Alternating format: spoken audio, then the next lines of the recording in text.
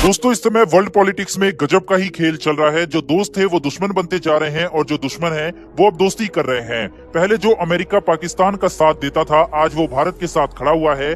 वहीं जो पाकिस्तान रूस की तरफ झांकता भी नहीं था, आज उससे रिश्ते सुधारने की कोशिश कर रहा है। इसी बीच भारत का दुश्मन नंबर 1 कहे जाने वाला चीन अब भारत से रिश्ते सुधारने की कोशिश कर रहा है।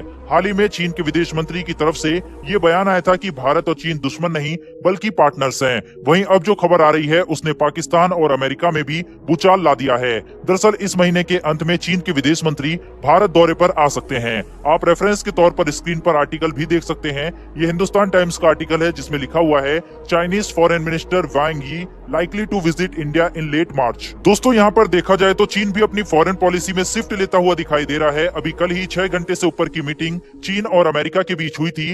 वहीं आज ये खबर निकलकर सामने आई है कि चीनी विदेश मंत्री भारत दौरे पर आ सकते हैं। इसके अलावा भी चीन के सुर बदले बदले दिखाई और सुनाई दे रहे हैं। चीन को यह बात समझ में आ रही है कि जिस तरह से रूस दुनिया में कटता चला जा रहा है, यही नौबत और अगला नंबर उसका भी हो सकता है। इसके अलावा चीन पाकिस्तान से भी खासा परेशान है। उसके अरबों डॉलर पाकिस्तान में फंसे हुए हैं। सीपेक जैसी परियोजना फिलहाल बंद है। वहीं जितने पैसे चीन द्वारा पाकिस्तान में भेजे गए, उनमें से आधे का पता ही नहीं चल रहा और पाकिस्तानी भ्रष्ट नेताओं ने उसे खा लिया है। वहीं इसके अलावा पाकिस्तान चीनी लोगों को सुरक्षा देने में भी नाकामयाब रहा है और आए दिन वहां पर बम धमाके वगैरह किए जा रहे हैं, जिस कारण चीनी वर्कर वहां से भागकर अपने देश में आ रहे हैं। इसके अलावा पाकिस्तान में इन दिनों सियासी भूचाल आया हुआ है। इमरान खान की सरकार कितने दिन टिकेगी ये किसी को नहीं पता। यही कारण है कि चीन एक शिफ्ट लेता हुआ अपनी फॉरेन पॉलिसी में दिखाई दे रहा है। वहीं आपको बता दें कि 11 मार्च को चीन और भारत के बीच मोल्डो चुशुल पॉइंट पर 15वें दौर की कोर कमांडर स्तरीय बातचीत हुई थी। इस बातचीत में भी सैन्य तनाव कम करने के लिए कोई नतीजा सामने नहीं आया। बैठक के बाद दोनों पक्षों ने संयुक्त प्रेस रिलीज जारी करके सैद्धांतिक समानताओं पर जोर दिया। वहीं चीनी स्कॉलर्स के मुताबिक पूर्वी लद्दाख के मुद्दे पर चीन और भारत ने अधिक व्यवहारिक रुख दिखाया है। ये बात सच भी है।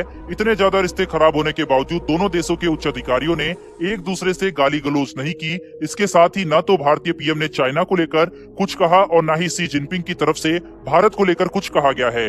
इसके साथ ही फॉरेन मिनिस्टर और एनएसए लेवल पर भी दोनों देश सही तरीके से बातचीत करते हुए नजर आए हैं और ये दोनों ही देशों की डिप्लोमेसी की मैच्योरिटी दिखाती है। वहीं इन सब के बावजूद इतने इशू दोनों देशों के बीच बढ़े, लेकिन भारत और चीन के बीच का ट्रेड नई ऊंचाइयों को छू रहा है। इस समय ये 124 बिलियन डॉलर के करीब जा पहुंचा है। इसमें ट्रेड डेफिसिट भारत के लिए एक बड़ी परेशानी है, क्योंकि भारत चीन से लगभग 98 बिलियन डॉलर का सामान मंगाता है, जबकि हम मात्र 26 बिलियन डॉलर के करीब का ही सामान उसे बेच पाते हैं, जिसे भारत भी और आगे बढ़ाना चाहेगा। देखा जाए दोस्तों तो इस समय रूस एक संकट की स्थिति में है और उसके मुख्य रूप से 2 ही मित्र देश हैं, एक भारत है तो दूसरा चीन है। ऐसा बताया जा रहा है कि जब चीनी विदेश मंत्री भारत आएंगे तो रूस पर भी दोनों देशों के बीच चर्चा होगी और किस तरह से दोनों ही देश उससे व्यापार जारी रख सकते हैं, इस पर बातचीत होगी। बहरहाल देखना होगा कि इस दौरे से क्या भारत और चीन के रिश्ते सुधरते हैं या नहीं। वहीं क्या चीनी विदेश मंत्री अपने काउंटर पार्ट एस जयशंकर जी से मिलने के बाद क्या पीएम मोदी भी उनसे मुलाकात करेंगे या नहीं। साथ ही क्या चीनी विदेश मंत्री पीएम मोदी को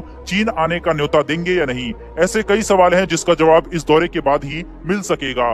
वहीं जब से ये खबर आई है कि चीनी विदेश मंत्री भारत का दौरा कर सकते हैं, तब से पाकिस्तान में खलबली मच गई है और वहां के एक्सपर्ट्स पाकिस्तानी हुकूमत को भी ये राय दे रहे हैं कि अगर अपनी इकोनॉमी की हालत को सही करना है तो भारत से रिश्ते बेहतर करने होंगे। बहरहाल पाकिस्तान की तो बात ही अलग है। बाकी देखना होगा कि इस दौरे से क्या क्या निकल कर आता है और दुनिया के बाकी देशों का इस पर क्या रिएक्शन आता है। फिलहाल दोस्तों इस वीडियो में इतना ही, लेकिन इस पर आपकी क्या राय है कमेंट करके जरूर बताएं। फिर मिलेंगे ऐसी एक नई वीडियो के साथ। धन्यवाद। जय हिंद।